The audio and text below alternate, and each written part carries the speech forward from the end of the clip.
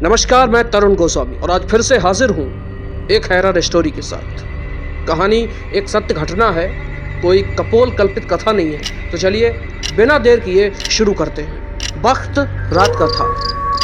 दो दोस्त एक तालाब के किनारे शराब पी रहे थे। अचानक एक दोस्त की नज़र तालाब के किनारे रखे एक मूर्ति पर जाती है। वो चबूतरे पर रखी हुई थी।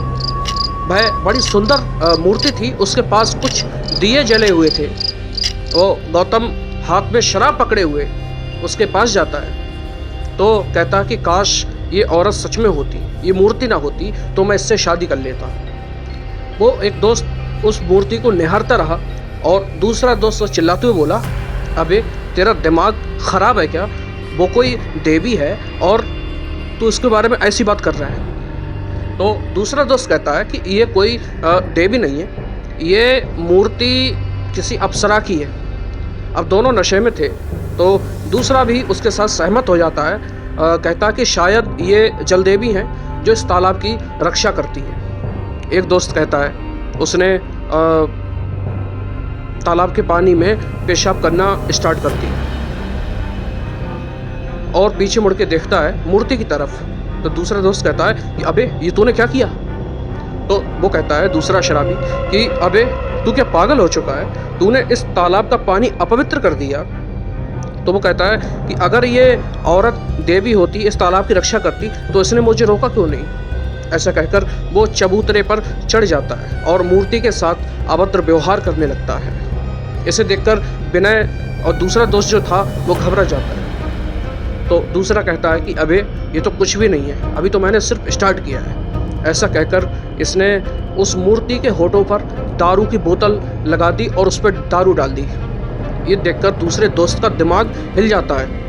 तो वो कहता है तू निश्चित तौर पर मरेगा।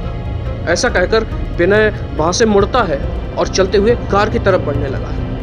लेकिन गौतम ने उसे रोककर कहा, अबे रुक, ठीक है मैं मूर्ति के पास नहीं जाऊँगा, तू चल थोड़ा और पीते हैं और बाद में चले जाएंगे। गौतम ने जैसे तैसे विनय को मना लिया और बाद में वो दोनों तालाब के किनारे शराब पीने बैठ गए। गौतम अभी भी दूर से उस मूर्ति की तरफ देख रहा था। तो कहता है यार एक बात बताऊं, मैंने जब उस मूर्ति के होठों को टच किया तो ऐसा लगा जैसे कोई जिंदा स्त्री खड़ी हो।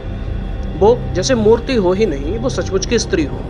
दूसरा बोला, अबे चुप कर, मैंने शराब पी है, गधे का टॉयलेट नहीं पिया है, मुझे मूर्ख मत बना। विनय ने नशे में कहा। गौतम अभी भी उस मूर्ति को निहारे जा रहा था। कहता है सच में यार, ऐसी सुंदर मूर्ति, ऐसी सुंदर स्त्री मैंने आज तक नहीं देखी। उसके गरम और नरम होठ और उसके नाक से निकलती गर्म सांसें मुझे क्यों महसूस हुई अगर वो जीवित स्त्री नहीं है तो दूसरा कहता है वो एक देवी की मूर्ति है, उसके पास मत जा।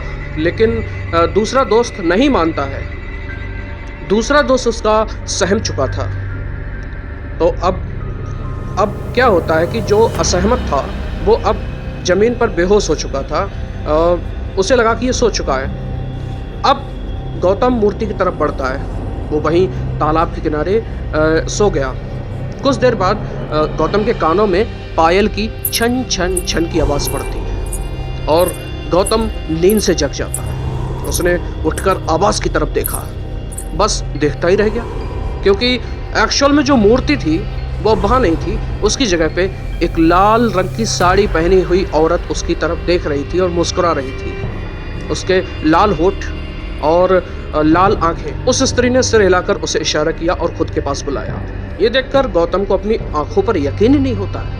उसने मुड़कर देखा, उसके पीछे बिना सोया हुआ था। इसका मतलब था कि वो उसे ही बुला रही थी। तभी उस औरत ने प्यारी सी आवाज में कहा कि मेरे पीछे आओ। गौतम को वो स्त्री बहुत अच्छी लग रही थी। वो जल्दी से उठता है और उसी की ओर चलता है। वो औरत मुड़ती है और आगे चलने लगती है। गौतम ने अब अपने चलने की गति बढ़ा दी और पीछे से उसका हाथ पकड़ लिया।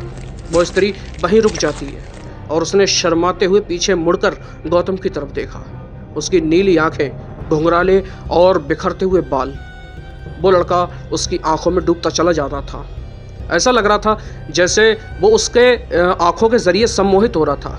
गौतम मन ही मन कुछ बड़बड़ाया तो वो औरत कहती है, तुम चाहो तो मुझे गले लगा सकते हो। उसकी आवाज़ मीठी थी और वो शर्माते हुए बोली। ये सुनकर गौतम को बड़ा आश्चर्य हुआ, अच्छा भी लगा कि इसे मेरे मन की बात आखिर कैसे पता चली। तभी वो स्त्री धीरे धीरे गौतम के चेहरे के पास आई और उसने गौतम को गले से लगा लिया। गौतम खुशी से झूम उठा। उसने उस स्त्री को दूर किया और उसके चेहरों को दोनों हाथों से पकड़ा और धीरे धीरे उसे गले लगा लिया। तभी उस स्त्री ने अपना मुंह खोला। उसके मुंह में जानवरों जैसे लंबे दांत थे। उसने गौतम के होंठ पकड़ दी और उन्हें काट डाला। उसके मुंह से बदबू आ रही थी। ऐसा लग रहा था लाखों मछलियां एक साथ सड़ गई हों। गौतम चीखता है। वो लड़का जमीन पर गिर जाता है। उसकी चीखें सुनकर बिना नींद से जाग जाता है। उसने गौतम की ओर देखा। उस औरत ने गौतम का पैर पकड़ा और उसे खींचते हुए तालाब के किनारे ले जाती है। इधर विनय जोर जोर से चिल्ला रहा था, लेकिन वो स्त्री उसे पानी के अंदर ले जाती है और उस स्त्री ने अपने नाखूनों से उसके शरीर को फाड़ना शुरू कर दिया। गौतम जोर जोर से चीख रहा था, लेकिन वो स्त्री नाखूनों से उसे फाड़ती जा रही थी। धीरे धीरे तालाब का पानी खून से लाल हो चुका था। विनय को समझ में नहीं आ रहा था कि वो औरत कौन थी और गौतम को पानी के अंदर क्यों ले गई। तभी उसकी नज़र चबूतरे पे जाती है। वहां से स्त्री की मूर्ति गायब हो चुकी थी। विनय की आंखें डर से बड़ी हो जाती हैं। वो कहता है, इसका मतलब वो जो औरत थी वो सच में जल की देवी थी। विनय घबराते हुए खुद से बोलता है और वहां से भाग जाता है। वो कार से पास के गांव चला जाता है। उसने गांव वालों को घटी घटना के बारे में बताया। वो घटना सुनकर गांव वाले विनय पर गुस्सा हुए, क्योंकि वो कोई स्त्री की मूर्ति नहीं थी बल्कि एक यक्षिणी की मूर्ति थी जो उस जंगल के तालाब की रक्षा करती थी। वो तालाब काफ़ी पवित्र था और गांव वालों की यक्षिणी पर और उस तालाब पर काफ़ी श्रद्धा थी और निष्ठा थी। उसके दूसरे दिन गौतम की तैरती हुई लाश तालाब के पानी में पाई गई। उस यक्षिणी ने पानी के अपमान का बदला ले लिया था। तालाब का पानी जो गौतम के पेशाब से गंदा हुआ था, उस यक्षिणी ने उसके खून से उसे साफ कर दिया था। क्योंकि हमारे शास्त्रों में लिखा है कि यक्ष और यक्षिणियाँ अक्सर किसी धन की या किसी ऐसी जगह की रक्षा करती हैं जो बहुत ही पवित्र हो और बहुत सारा धन हो। वहाँ पर स्वतः ही यक्ष और यक्षिणियों के पाए जाने की घटनाएं आजकल सुनने को मिलती हैं।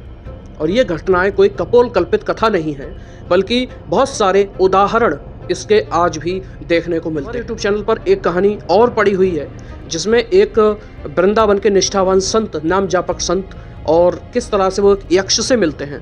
आप उस कहानी को ऊपर दिए हुए आई बटन पे जाकर सुन सकते हैं। तो कैसी लगी आपको आज हमारी कहानी, कमेंट बॉक्स में कमेंट करके ज़रूर बताइएगा।